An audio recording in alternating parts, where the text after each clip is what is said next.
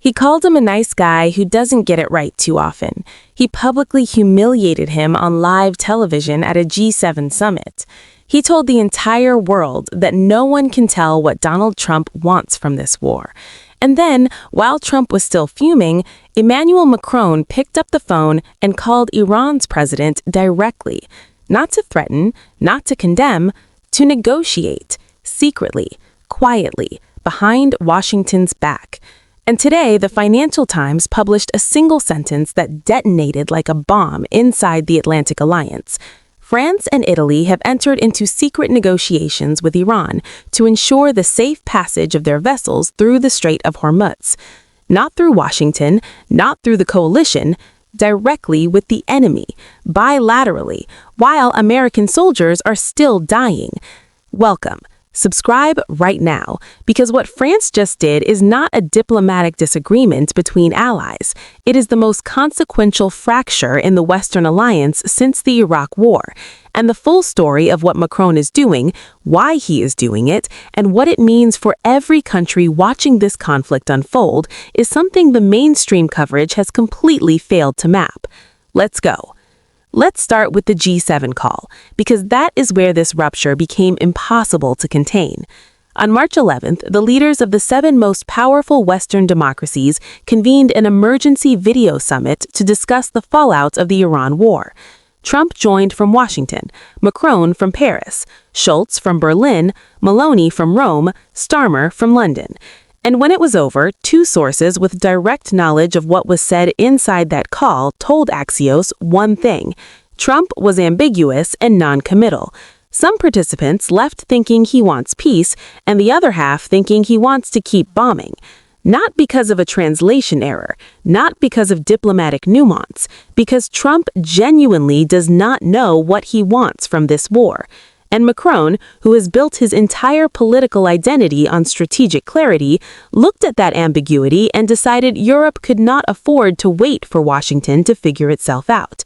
So Macron did what any leader protecting his country's interests would do when their most powerful ally becomes unpredictable.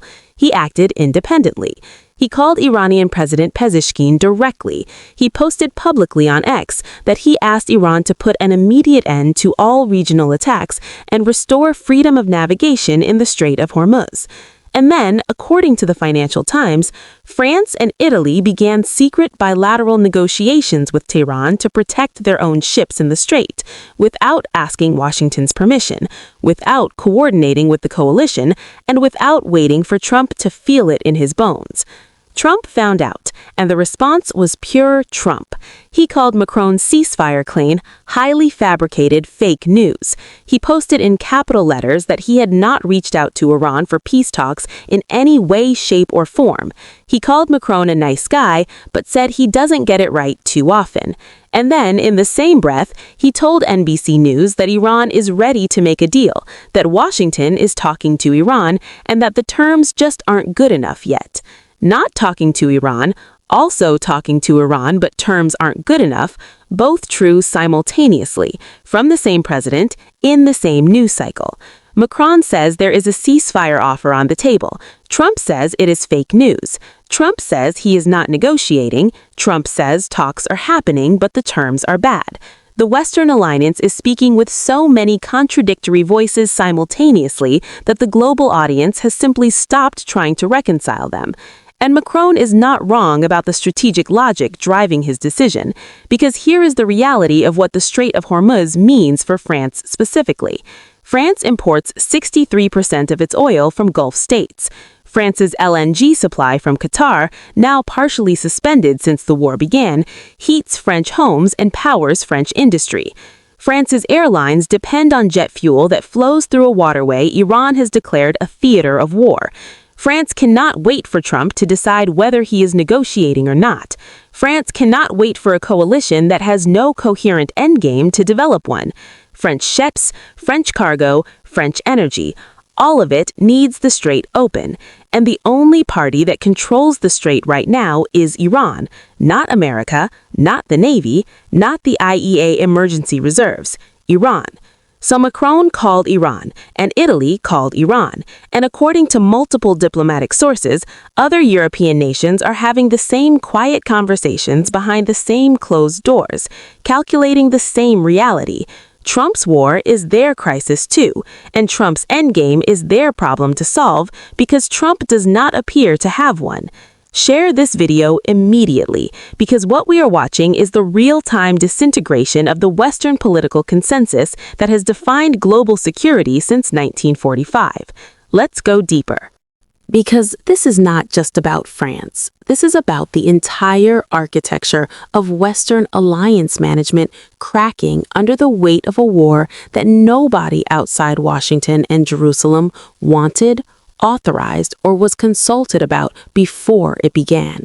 Italy's defense minister said the strikes violated international law. Spain called the war an extraordinary mistake. Germany's Chancellor Merz pressed Trump directly at the White House for an endgame and left without one. The UK deployed ships defensively but refuses offensive participation. Canada said it cannot rule out future involvement, but has committed to nothing. And now France and Italy are in direct bilateral negotiations with the enemy of an American military operation that is still actively ongoing. In the history of the NATO alliance, this is without precedent. During the Iraq War in 2003, France and Germany opposed the invasion but did not negotiate bilaterally with Saddam Hussein while American troops were fighting. They opposed, they abstained, they protested, they did not deal directly with the other side. What France is doing now goes further. It is not opposition, it is parallel diplomacy, a separate track, a European track, one that does not include Washington and does not wait for Washington's permission. And Macron is explicitly building the political justification for it. After the G7 call, he did not stay quiet. He went to the cameras and said out loud what every European leader was thinking in private. It will be up to the President of the United States to clarify both his final objectives and the pace he intends to give to the operations. That is a French president publicly demanding that the American president explain himself to his allies, in the middle of a war, on camera, to the world.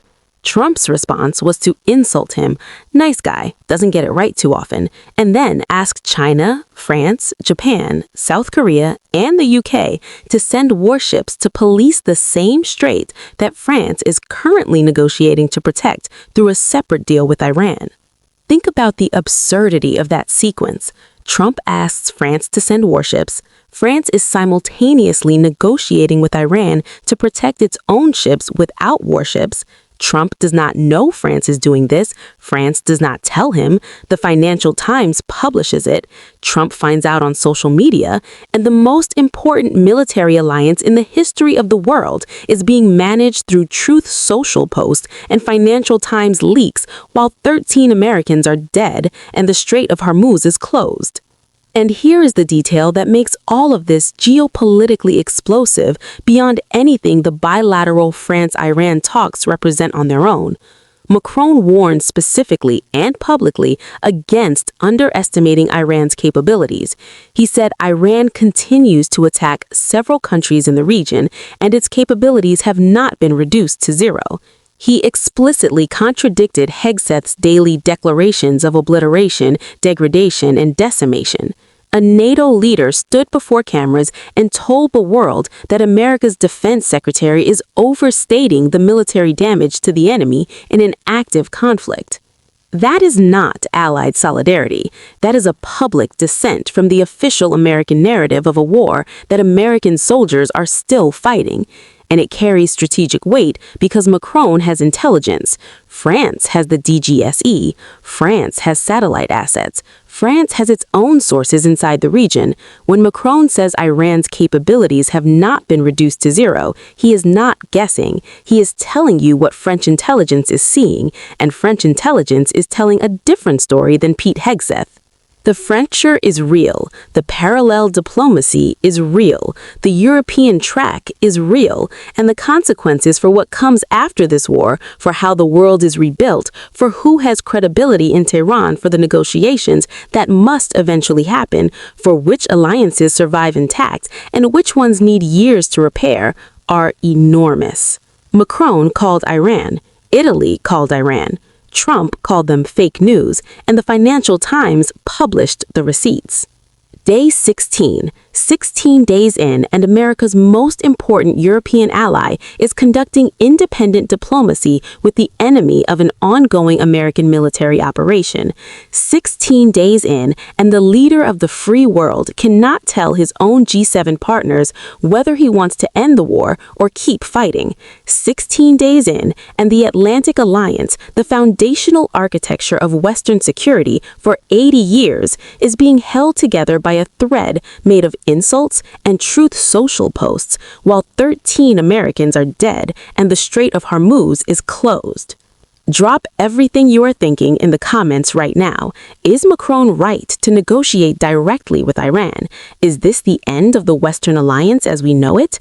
Subscribe to this channel immediately. Share this video with everyone who needs to understand what is really happening today between Washington and Paris, and we will see you in the next one.